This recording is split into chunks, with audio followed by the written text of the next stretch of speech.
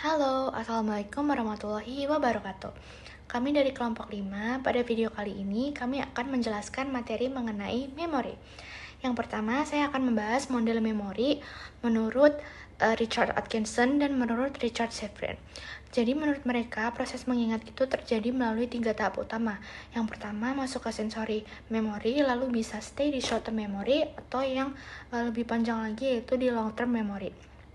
Nah, tetapi agar informasi itu dapat disimpan dengan baik dalam sistem memori atau ingatan kita, hal yang paling penting itu adalah kita harus memberi perhatian atau pay attention pada informasi-informasi yang kita terima. Nah, kenapa? Karena tanpa perhatian, informasi itu mostly hanya lewat sebentar di sensori memori dan tidak akan masuk ke tahap memori berikutnya seperti short term memory maupun long term memory.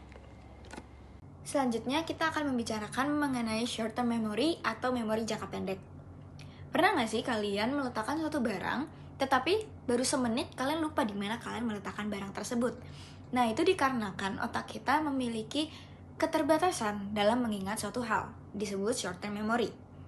Nah, secara ilmiah, memori jangka pendek kita rata-rata hanya bisa menampung 7, kurang lebih 2 informasi dalam satu waktu. Selebihnya akan tergusur. Bukan cuma kapasitas, durasinya pun juga singkat. Jika tidak diproses, informasi tersebut bisa hilang hanya dalam hitungan detik. Nah, terus bagaimana cara kita ingatan tersebut tidak cepat hilang? Caranya, salah satu caranya adalah dengan rehearsal atau pengulangan. Semakin sering mengucap atau memikirkan informasi tersebut, semakin besar juga peluangnya untuk memori tersebut berpindah ke memori jangka panjang. Sekarang aku akan bahas salah satu cara meningkatkan memori lainnya, yaitu chunking. Dalam psikologi kognitif, chunking adalah cara mengorganisasi dan mengelompokkan informasi menjadi satu unit yang besar dan bermakna sehingga lebih mudah diingat. Hal ini penting karena kapasitas short term memory atau memori jangka pendek kita itu sangat terbatas, hanya 7 unit informasi saja. Misalnya ketika kita mengingat angka 0812345678 tanpa kita bagi-bagi, itu pasti akan terasa panjang dan sulit untuk diingat. Tetapi jika kita menjadikannya menjadi 0812 strip 3456 strip 789, maka informasi tersebut dibagi menjadi beberapa bagian yang akhirnya lebih mudah untuk diproses oleh memori. Penelitian juga menunjukkan bahwa informasi yang diorganisasi atau dikelompokkan itu lebih mudah untuk diingat daripada informasi yang tidak terorganisasi. Jadi gimana? Sudah tahu kan? Salah satu cara lainnya untuk meningkatkan informasi, yaitu dengan membagi beberapa informasi menjadi bagian-bagian yang lebih bermakna atau yang disebut juga sebagai chunking. Sekarang aku akan membahas tentang encoding dan juga long term memory. Encoding sendiri merupakan proses di mana otak mengubah informasi yang kita dapatkan menjadi bentuk yang bisa disimpan oleh memori. Nah, biasanya informasi tersebut diorganisasi menjadi unit yang lebih bermakna agar lebih mudah diingat oleh otak.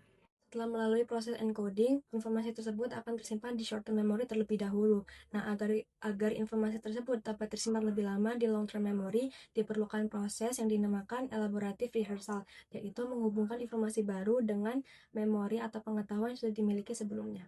Contohnya ketika kita ingin mengingat kembali tentang materi di semester sebelumnya, yaitu SAPSI. Nah, karena di semester kali ini SAPSI itu sering dikaitin dan juga sering dibahas karena emang berkaitan dengan mata kuliah semester kali ini, jadinya materi tersebut tuh lebih mudah tersimpan dalam long term memory dan juga dapat dengan mudah kita recall. Intinya, semakin sering kita mengelaborasi dan menghubungkan informasi baru dengan pengetahuan lama, maka semakin besar kemungkinan informasi tersebut dapat tersimpan dalam long term memory. Retrieval adalah proses pengambilan kembali informasi yang tersimpan dalam memori jangka panjang. Proses ini akan lebih mudah jika terdapat retrieval coils, yaitu petunjuk yang membantu kita mengingat informasi. Retrieval coils dapat berupa kata kunci, konteks belajar, atau asosiasi dengan pengetahuan lain. Misalnya, kita lebih mudah mengingat suatu materi ketika melihat kata kunci tertentu, atau ketika kita berada dalam situasi belajar yang sama seperti saat pertama kali kita mempelajarinya. Oleh karena itu, untuk meningkatkan kemampuan memori, kita dapat menggunakan kata kunci, memperhatikan konteks belajar, serta menghubungkan informasi baru dengan pengetahuan yang sudah dimiliki, sehingga proses recall menjadi lebih mudah. Oke, jadi ada dua cara untuk meningkatkan daya ingat. Yang pertama, memberikan atensi atau perhatian penuh pada suatu informasi. Apabila suatu informasi diulang-ulang secara terus-menerus, nantinya informasi tersebut akan dapat tersimpan di dalam short-term memory atau memori jangka pendek. Dan apabila dipahami secara lengkap dan dikaitkan dengan hal lain, memori tersebut akan dapat tersimpan di dalam long-term memory atau memori jangka panjang. Selanjutnya, tidur yang berkualitas juga dapat meningkatkan daya ingat. Yang pertama, tidur non-REM. Tidur non-REM ini dapat meningkatkan daya ingat deklaratif seperti misalnya informasi dan fakta. Contohnya adalah materi pelajaran. Yang kedua, tidur REM. Tidur REM ini dapat meningkatkan daya ingat prosedural seperti misalnya membuat keterampilan ataupun melakukan sesuatu. Nah, selanjutnya, dalam psikologi kognitif, teknik atau cara lainnya yang bisa membantu dalam proses mengingat adalah menggunakan mnemonik, di mana kita mencoba untuk mengorganisasi atau mengasosiasikan informasi agar lebih mudah disimpan dalam memori. Nah, ada beberapa contoh teknik mnemonik yang sering digunakan. Pertama, method of Loki, yaitu mengingat informasi dengan membayangkannya ditempatkan di lokasi-lokasi tertentu yang sudah kita kenal, misalnya ruangan di rumah kita ataupun di ruang kelas.